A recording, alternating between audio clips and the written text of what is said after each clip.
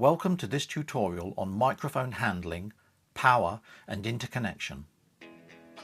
In order to capture the full audio spectrum frequency range and accommodate a dynamic range suitable for human needs, microphones are required to be both sensitive and capable of accommodating loud sound pressure levels and fast transients. Designing microphones to fulfill these requirements is challenging, and the studio engineer needs to be aware of the primary side effects and available microphone accessories and their uses. When a sound source is close to a directional microphone, the microphone's low frequency response becomes exaggerated. This behavior is called the proximity effect and typically occurs at distances of a few inches from the mic's capsule. Directional microphones, including those with cardioid and figure-of-8 polar patterns, are most vulnerable to the proximity effect because of the design of their capsules.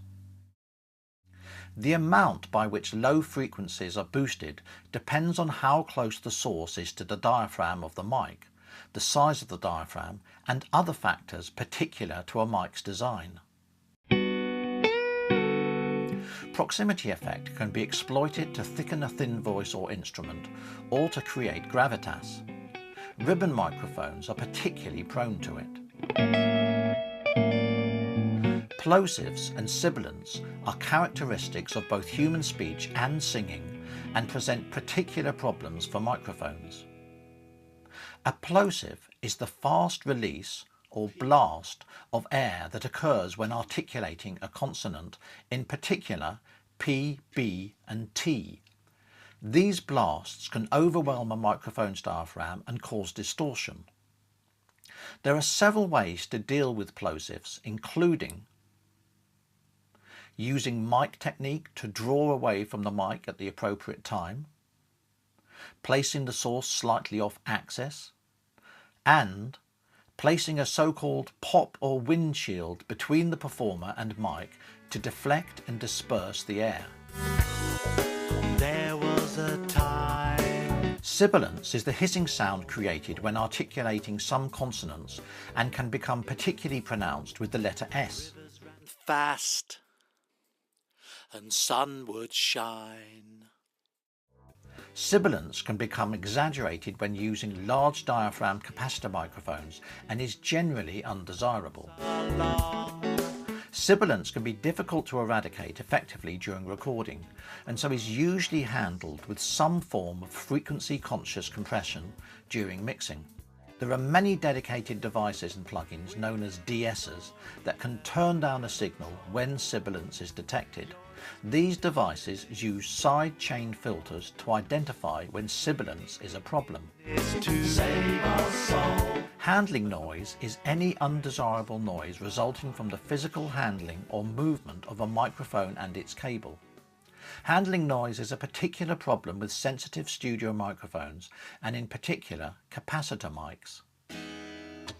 To avoid handling noise in the studio, microphone stands are used to hold the microphone at an appropriate height and angle. However, when kicked or accidentally bumped, a microphone stand can still transmit unwanted vibrations to a mic. Therefore, suspension mounts are employed to better isolate a mic. In the studio, stereo miking is usually accomplished with 2 or more mono microphones, rather than with a stereo microphone. Stereo miking bars facilitate the convenient positioning of 2 mics on a single mic stand. Some microphones, including tube, capacitor, back electret and active ribbons, require electrical power to operate. The voltage requirements depend on the microphone design. Some microphones can operate with power supplied by an onboard battery or a battery-powered external supply, but this does not always produce the kind of output level and signal-to-noise ratio required in the studio. Capacitor, studio back electret, and active ribbon microphones usually require more power than batteries can supply.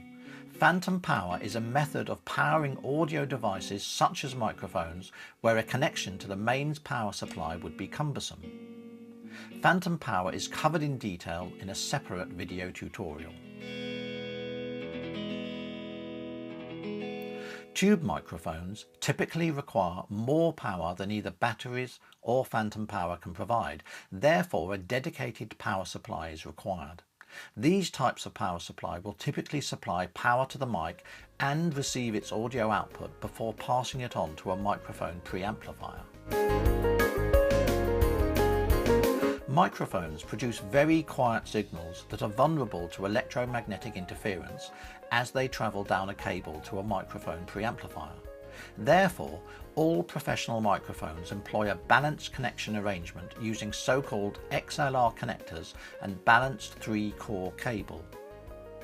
Balanced and unbalanced audio signals are covered in detail in a separate video tutorial. The script for this tutorial, along with accompanying images, can be found at our website projectstudiohandbook.com. We suggest you subscribe at our YouTube channel and join our mailing list at our website to receive notification of new videos, blog posts and subscriber-only extras. Thanks for watching.